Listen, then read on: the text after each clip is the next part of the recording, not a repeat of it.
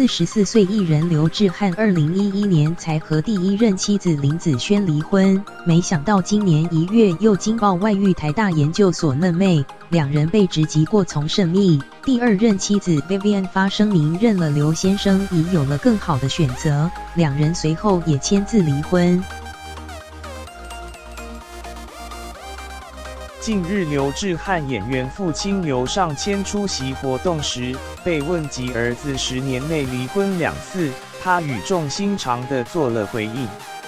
据《中国时报》报道，65岁演员刘尚谦1日晚间出席演艺人协会暨台北市影视武术技艺职业工会春酒，被问到儿子刘志汉2度离婚一事，他低调表示有些事情比较复杂，因为有些事说出来，无形中会伤害另一方。我如果公开骂我儿子也不好，所以不想多说。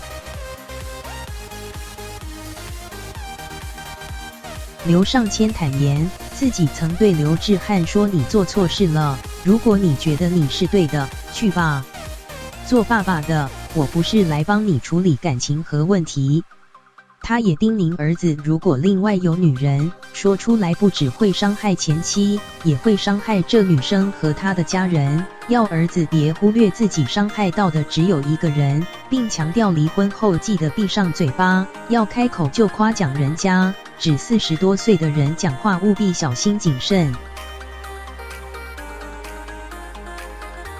刘尚谦也表示，自己说了一段话，要儿子好好思考，珍惜互相的努力，能跟你同甘共苦，值不值得珍惜，自己要去看，因为对方好，当初才会跟他结婚，那就记得这句话。现在这结果，是忘了这句话，还是觉得他不好？